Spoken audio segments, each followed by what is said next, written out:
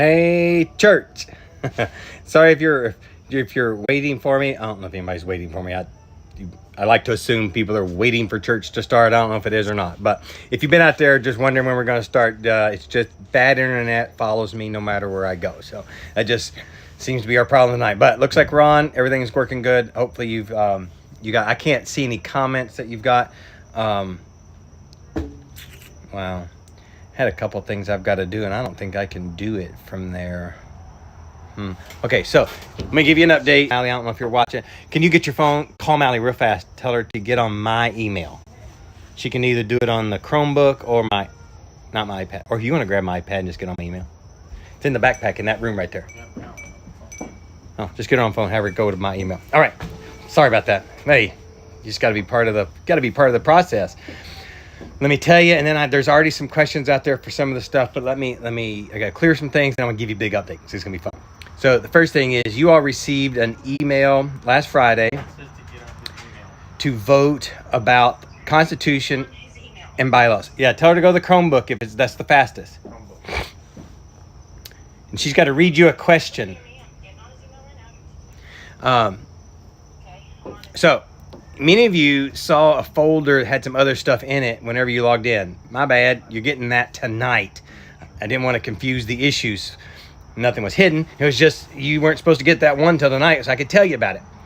So we're still waiting on everybody to vote. You have this week to vote on the Constitution and bylaws.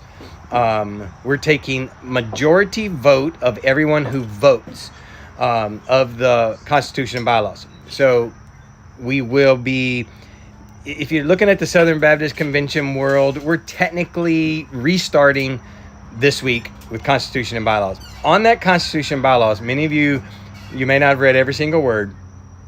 To be a voting member of Beach Baptist Church, you have to fill out a church covenant. It's in the bylaws, but you don't need to do that right away.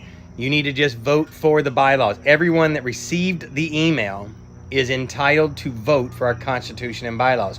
Yes, if you don't go to our church, if you've never gone to our church, vote for those bylaws. It'll help us make sure we gave out a really good product. So we've had influence from outsiders the whole time. If you happen to be an outsider and watching or got the email, we want you to vote for those Constitution and bylaws.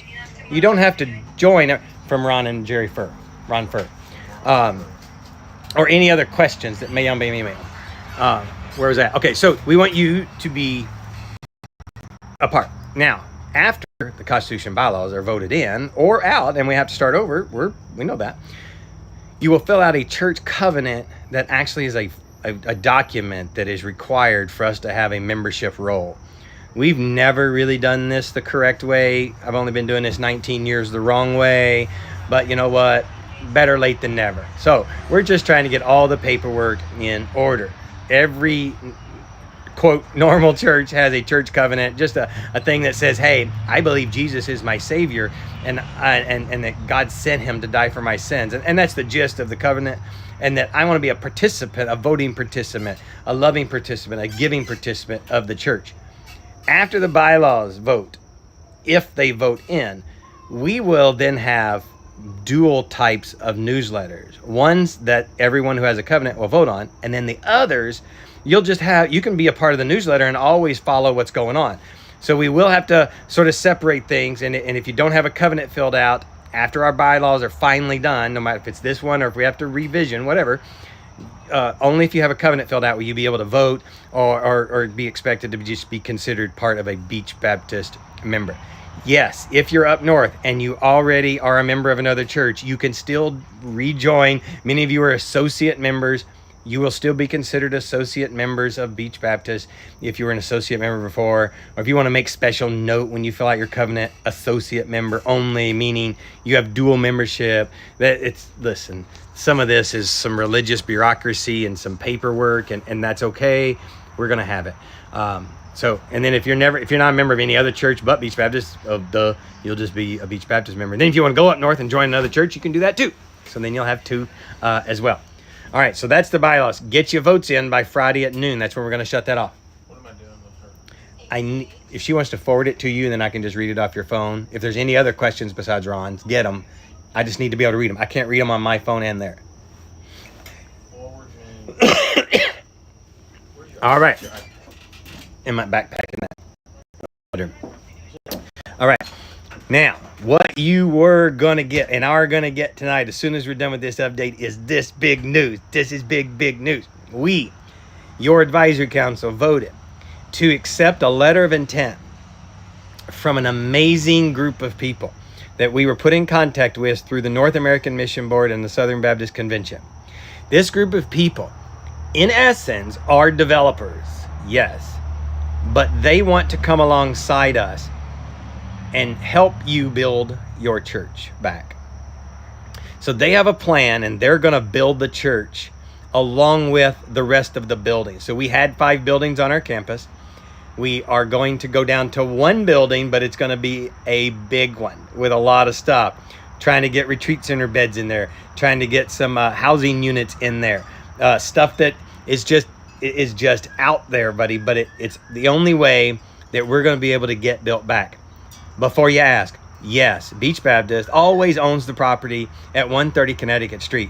They are primary always. It is a church property. Will never not be a church property. I don't know how many times I got to say that. And even last week, somebody was like, are you trying to sell the church property? Cannot sell a church property. You need to look in the bylaws too, what you're voting. That's made sure that that's in there. That's the other reason we needed these documents really tightened up, so that no one, especially in something like this, could come along and sell your property. Did you know before you sign these property today, we could sell the church property, make a profit, split the money, and walk away, because our bylaws don't govern us correctly. Now, I believe there'd be some other people who would jump in there and be a lot of lawyers jumping in going, no, you can't do that. And they would probably stop it. These ironclad documents that we want you to vote on keeps any of that from ever happening now or in the future. So that's the other one of those other reasons that we're doing that. But anyway, this guy, this group of people who are working with Passion City Church in Atlanta, Louis Giglio, many of y'all know him. He is on with these guys. They are helping him build a multi-use facility. And that's what this is called. It will be called a multi-use facility. A facility where church, community center, market, all those things happen in one big building. But there's also a way to make money on the other side of it to pay for this building. So what I'm going to send you tonight is the letter of intent with this developer group's name and advisory group and consultant groups. It's a big conglomerate of people that your advisory council signed on with. I'm going to send you that document. I want you to look, and I want you to do is just read the document, but then I also want you to look them up. I want you to fall in love with these guys because they have our best interest at heart. Yes, they got to make the money back that they're going to invest to help you build a church. For all those dollar figure people out there, the estimates we got on our church building, $2.5 million just to repair the 1 building, 1 floor, and the obsolescence of that building will be, we would hit the obsolescence of the building before we paid the $2.5 million off. So the estimates were between now and 20 years from now, that building would have to be torn down no matter what. So $2.5 million for a 20-year lifespan building is not very smart. Not to mention the fact that it's going to beat the 50% rule. The $2.5 million is after we got up to the current codes. So I want to make sure that you all understand why we're even looking at this direction and why we know that the building has to be torn down and why we have to go a particular direction. Yes, you all get to vote on everything before anything happens with buildings, with designs, with any of that stuff. We hope to bring you stuff to look at and to vote on just as soon as you get these constitution and bylaws ratified and put into practice. And so that we've got some regulations and some straightforward ways that we need to follow and that you can expect to follow before something big happens. So on okay, I hope I answered your question. I'm going to send you that. There's nothing to vote on the letter of intent. It's just a letter of intent. The letter of intent means we, as a corporate group, want to provide something to you. You read this letter of intent is to provide us with a church that's for now and indefinitely into the future provides for the needs of sharing the gospel and meeting the needs of our community. That's number 1 on the list. And then other stuff that has to be in there to make the money back. So y'all read that. And ask all the questions you want. Sean@beachbaptist.org. Send them straight to me. Your advisory council, you got their contact info. You want to ask them direct instead of me. Go straight to them. They're wide open. They know all the questions that you should be able to ask about that. We have one question about the Constitution and bylaw. Right? Yeah, just one question that's come in so far about the Constitution and bylaws. It's multi-phase, so let me read it, and then I'm going to answer them. Hopefully I can answer them. Sean, a couple items I thought about reading through the documents. No hurry, just want to be sure I understand it fully. Number 1, in Article 4, Section 2 on budget management. You all have this document. A, in this section, reference is made to an elder team. The only other reference in the bylaws to elders is a scriptural qualification, and specifically sections with the lead pastor. Is this instead of referring to the advisory team, or is a separate elder team to be selected? Up to this point, no scriptural relationship with the advisory team to elders has been made. Yes, advisory team / elders are one and the same. Our advisory teams, the advisory members meet every elder qualification. Now, also, if at any time Beach Baptist wants to elect elders instead of advisory councils, all we have to do is make an amendment to that particular article forward at any time. For the sake of governing us through this process of building and getting back on our feet and back into ministry, advisory council is where we are now. They do serve the role of elders. We thought we'd actually changed all of the word elder to advisory team. Mally, I hope you're watching. Ron has picked out some stuff you've got to do. So those, yes, if you're reading and watching, elder equals advisory council member currently. Once again, we can do an amendment to bylaws at any time in the future. B, this section ends with an incomplete sentence. Operation of the... I don't know how to answer that. Let me go back to that one because I have to pull it up on email. Article 7, Section 1. Can you be more specific about the option for transferring church assets on dissolution to other than the Baptist entities identified earlier in the paragraph? Specifically, what other type of organization might qualify as the beneficiary? And would there be a minimum number of remaining members required to make this exceptional decision? Dissolution of Beach Baptist, which we don't like to talk about out loud because we don't foresee that ever happening. In the event that at any time, now just so you know this, at any time, a member of Beach Baptist, any member of Beach Baptist can call for a dissolution vote. Like they can make a motion at any meeting that says, I make a motion. And since we're online, you just send an email to me or the advisory council member. I make a motion that we dissolve Beach Baptist Church. We would have to present that to the church body to vote on. Right now, today, if somebody did that, it would be ugly because we don't have any way to control it or what would happen.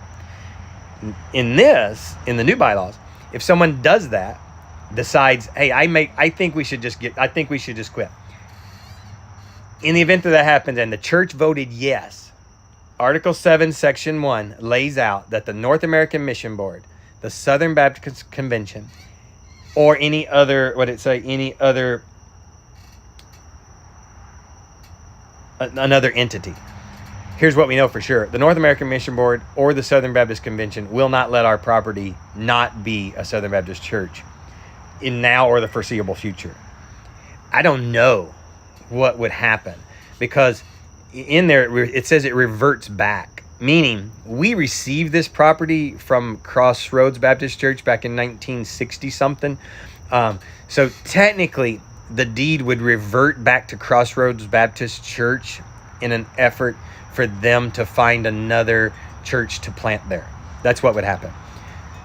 Which is why we never, ever, ever, ever want Beach Baptist Church to dissolve. You never want to see a church dissolve. I don't care if you go down to 2 members. If 2 members are left, now that'd be hard to do. You already got 5 advisory councils, but that'd be hard to do. But if you got all the way down to 2 members, everybody else just left, just ran for the hills and went and did something else, and 2 people were left. You're still Beach Baptist Church. You 2 people, whoever 2 are left, you're Beach Baptist. Hire a pastor and get busy. Get to work. So dissolution is like the worst, absolute worst case scenario. Now, as we go forward with our letter of intent with our group, there will probably have to be an amendment because they will have a lease of our property. Anybody that comes on and helps us build on they're going to have a lease of that property for at least 99 years. That's what's called a 99-year lease. I wonder who came up with that name. So when I said amendments to bylaws, if we sign a contract with a group that's going to actually build it and it starts to happen, we'll have to amend these because we can't revert it back underneath them without them having some say. So church is primary for those guys. That church is in the middle of it. So we wouldn't want any entity that wasn't a church. And I mean a Bible-believing, Jesus-following church. And if we need to work on some of those wordings, Ron, you let me know. We can get these ratified, and then we can make in 5 seconds. You can make an amendment motion, vote on it, and get it fixed. That won't be any problem. Ron, I'm so glad you're reading these even more intently than I did with you. So get that. Okay, I've got to go back and look real quick at. Hope I answered that question. I'm watching my email, so if you're sending me an email question, you need to do it right now. Hold on, I can have Sean Taylor. Can you jump on Facebook and see if there's any comments that I can answer right now? I'm going to read those bylaws, Ron, with you and find out why we had a incomplete sentence. Really? For your approval. Constitution and ballot. All right. Oh, curses. Hope I can find it, Ron, because now I've lost my email.